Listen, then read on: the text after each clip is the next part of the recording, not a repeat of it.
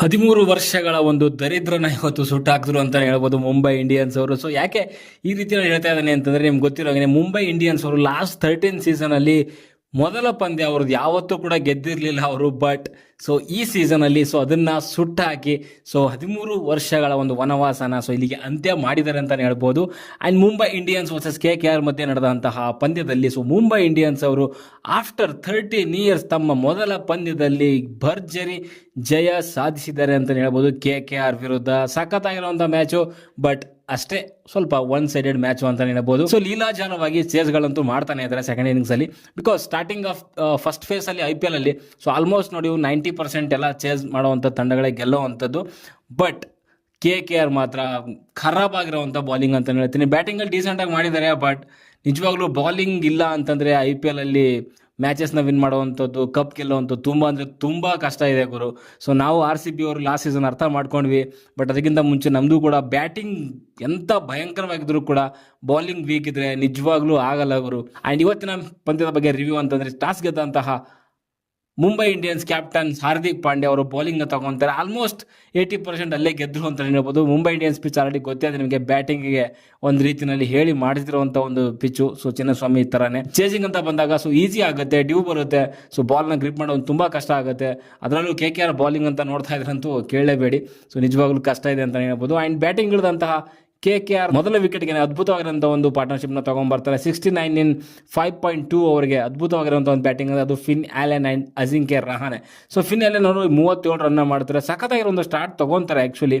So Finn Allen Ajinkya Rahane ಕೂಡ ಅಷ್ಟೇ. So ಅವ್ರದ್ದು ಹೋಮ್ ಗ್ರೌಂಡಲ್ಲಿ but 67 in 40 deliveries Ajinkya Rahane ಮಾಡ್ತಾರೆ. And Finn Allen 37 in 17 deliveries. So ಇನ್ನೊಂದು ಚೂರು ಇದ್ದಿದ್ರೆ ಮೇ ಬಿ ಇನ್ನೂ ಬಡದಾಕಿರೋರು ಫಿನ್ ಆ್ಯಲೆನ್ ಅವರು.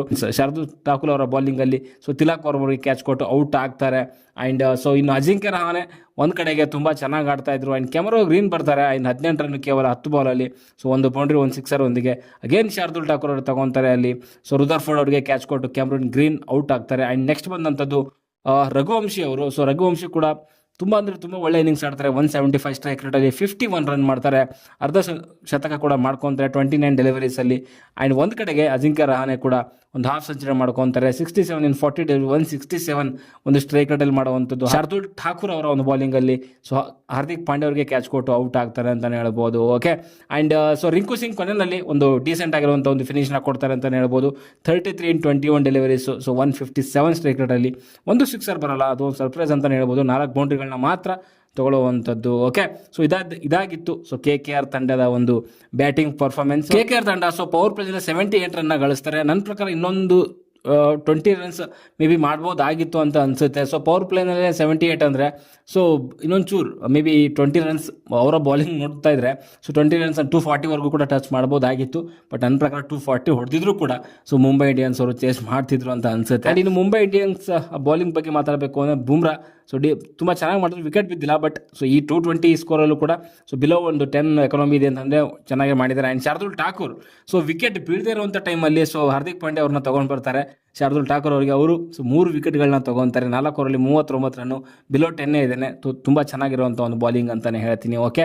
ಇನ್ನು ಮಿಕ್ಕಿದಂಗೆ ಎಲ್ಲರೂ ಕೂಡ Trent bolt and so Mayank Markande so decent bowling ಅಂತಲೇ ಹೇಳ್ಬೋದು. ಆ್ಯಂಡ್ ಈ ಒಂದು 221 ರನ್ಗಳ ಒಂದು ಮೊತ್ತನ ಬೆನ್ನತ್ತಂತಹ ಮುಂಬೈ ಇಂಡಿಯನ್ಸ್ಗೆ ಎಂಥ ಸ್ಟಾರ್ಟ್ ಗುರು ಅದು. Rickelton and Rohit Sharma ಸಖತ್ತಾಗಿರೋವಂಥ start ಅಂತಲೇ ಹೇಳ್ತೀನಿ. ಒಂದು ರೀತಿಯಲ್ಲಿ ಡ್ರೀಮ್ ಸ್ಟಾರ್ಟ್ ಅಂತಲೇ ಹೇಳ್ಬೋದು. ಆ್ಯಕ್ಚುಲಿ ಮುಂಬೈ ಇಂಡಿಯನ್ಸ್ ಅವರು IPL ಇತಿಹಾಸದಲ್ಲಿ 220+ ಸ್ಕೋರ್ನ ಚೇಸೇ ಮಾಡಿಲ್ಲ ಅವರು. ಬಟ್ ಇವತ್ತು ಅದ್ಭುತವಾದ ಸ್ಟಾರ್ಟ್ ಸಿಕ್ಕಿರೋ ಕಾರಣಕ್ಕೆ ಸೊ ಚೇಸ್ ಮಾಡಿ ಆರಾಮಾಗಿ ವಿನ್ ಆದರು ಅಂತ ಹೇಳ್ಬೋದು. ರಿಕಲ್ಟನ್ ಆ್ಯಂಡ್ ರೋಹಿತ್ ಶರ್ಮಾ ಎಂಥ ಸ್ಟಾರ್ಟ್ ಅದು. 148 ರನ್ಗಳ ಒಂದು ಮೊದಲ ವಿಕೆಟ್ಗೆ ಪಾರ್ಟ್ನರ್ಶಿಪ್ನ ಮಾಡ್ತಾರೆ. ಅದ್ಭುತವಾಗಿರುವಂಥ ಒಂದು ಸ್ಟಾರ್ಟ್ ಅಂತಲೇ ಹೇಳ್ತೀನಿ. ಆ್ಯಂಡ್ ಈ ಸ್ಟಾರ್ಟ್ ಸಿಕ್ಕಿದ್ದಕ್ಕೋಸ್ಕರನೇ ಈ ಒಂದು ಚೇಸ್ ಅಷ್ಟು ಈಸಿಯಾಗಿ ಕಾಣಿಸಿರುವಂಥದ್ದು. ಇಲ್ಲ ಅಂತಂದರೆ ಕಷ್ಟ ಆಗಿರೋದು ಅಂತ ಅನಿಸುತ್ತೆ. ಆ್ಯಂಡ್ ಅದ್ಭುತವಾಗಿರೋಂಥ ಒಂದು ಇನ್ನಿಂಗ್ಸ್ ಅಂತಲೇ ಹೇಳ್ಬೋದು ರಿಕಲ್ಟನ್. ಸೊ ಡಿಕಾಕ್ ಅವ್ರನ್ನ ತೊಗೊಂಡು ಬರ್ಬೋದಾಗಿತ್ತು, ಹಾಗೆ ಅಂತೆಲ್ಲ ಮಾತುಕತೆ ನಡೀತಾ ಇತ್ತು. ಬಟ್ ರಿಕಲ್ಟನ್ ಲಾಸ್ಟ್ ಇಯರ್ ಕೂಡ ತುಂಬ ಚೆನ್ನಾಗಿ ಮಾಡಿದರು ಮುಂಬೈ ಇಂಡಿಯನ್ಸ್ಗೆ. ಆ್ಯಂಡ್ ಇವತ್ತು ಕೂಡ ಅಷ್ಟೇ ಸೊ ಸಖತ್ತಾಗಿರುವಂಥ ಒಂದು 81 ರನ್ ಇನ್ 43 ಡೆಲಿವರೀಸ್, 4 ಬೌಂಡ್ರಿ, 8 ಸಿಕ್ಸರ್ಗಳನ್ನ ಬಾರಿಸ್ತಾರೆ. ಆ್ಯಂಡ್ ಬ್ಯಾಡ್ ಲಕ್ ಅಂತಲೇ ಹೇಳ್ಬೋದು. ಸೆಂಚುರಿ ಮಾಡುವಂಥ ಎಲ್ಲ ಸಾಧ್ಯತೆಗಳು ಕೂಡ ಇತ್ತು. ಬಟ್ ರನ್ಔಟ್ ಆಗ್ತಾರೆ, ಅನ್ಫಾರ್ಚುನೇಟ್ ಅಂತಲೇ ಹೇಳ್ತೀನಿ. And Rohit Sharma 78 in 38 ಎರಡ್ಸು 6 boundary 6 sixer 205 ರನ್ಗಳ ಒಂದು ಸ್ಟ್ರೈಕಟಲ್ಲಿ ಮಾಡಿರೋವಂಥದ್ದು. ಆ್ಯಂಡ್ ಸ್ಟಾರ್ಟಿಂಗಿಂದನೇ ಒಂದು ಚಾರ್ಜ್ ಮಾಡಿದ್ರು ಅಂತಲೇ ಹೇಳ್ಬೋದು KKR ಬೌಲರ್ಸ್ಗಳಿಗೆ. ಎಲ್ಲೂ ಕೂಡ ಅವ್ರಿಗೆ ಟೈಮೇ ಕೊಡಲಿಲ್ಲ ಸೆಟ್ಲ್ ಆಗಲಿಕ್ಕೆ. ಆ್ಯಂಡ್ ತುಂಬ ಒಂದು ಇನ್ಎಕ್ಸ್ಪೀರಿಯನ್ಸ್ ಕಾಣಿಸ್ತಾ ಇತ್ತು KKR ಬೌಲಿಂಗಲ್ಲಿ.